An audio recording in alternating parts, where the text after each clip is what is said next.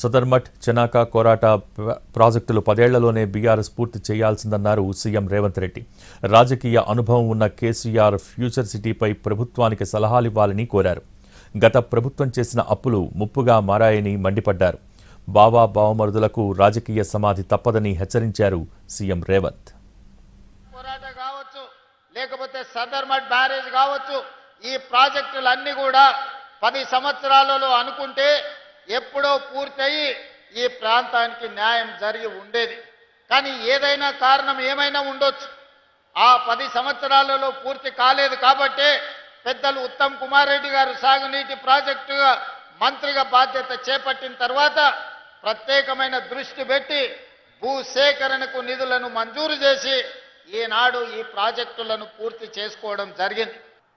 నేను అడగదలుచుకున్నా, 40 ఏళ్ల రాజకీయ అనుభవం, ఎమ్మెల్యేగా, రాష్ట్ర మంత్రిగా, ఎంపీగా, కేంద్ర మంత్రిగా, పార్టీ ప్రెసిడెంట్గా 10 సంవత్సరాలు ముఖ్యమంత్రి చేసి ఈనాడు ప్రధాన ప్రతిపక్ష నాయకుడిగా ఉన్న పెద్ద మనిషి మాట్లాడే మాటలేనా?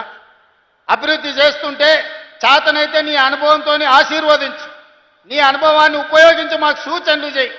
ఒకవేళ ఏది నీకు ఇష్టం లేకపోతే మౌనంగా ఫామ్ హౌస్లోనే పడుకో, మేము వద్దంటలేం.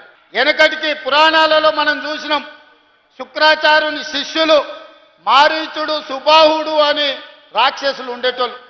దేవతలు యజ్ఞాలు యాగాలు చేస్తే శుక్రాచార్యుడి సూచనతోని మారీచుడు, సుబాహుడు వచ్చి ఆ యాగాలను యజ్ఞాలను భగ్నం చేసేటోళ్ళు. లాస్ట్కి ఏమైందే? రాముడి చేతిలో సచ్చింది. ఇవాళ కూడా శుక్రాచార్యుడు ఫామ్ హౌస్లు ఉండు, ఓ మారీచుడు, ఓ సుబాహుడు అసెంబ్లీకి వచ్చి అడ్డం పడుతున్నారు బావా బామ్మార్దుల ముసుగులో. చివరికి రాజకీయంగా మీకు సమాధి అవుతుంది తప్ప ఇందులో మీకు వచ్చేది ఏమీ లేదు. ఈ ఆలోచన చేయకపోవడం వల్లనే తెలంగాణ రాష్ట్రానికి తీరని నష్టం జరిగింది. కేంద్రం నుంచి తెచ్చుకోవాల్సిన నిధులు, ఇస్తున్న నిధులు కూడా తీసుకోకపోవడం వల్లనే ఈనాడు తెలంగాణ రాష్ట్రం మీద 8,11,000 కోట్ల రూపాయల అప్పుల భారం పడ్డది.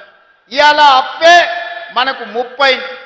ఆనాడు పాలకులు చేసిన తప్పులు, వాళ్ళు చేసిన అప్పులు ఈనాడు ఉరితాడై తెలంగాణ రాష్ట్ర ప్రజల యొక్క ఊపిరి తీసే పరిస్థితి వచ్చింది.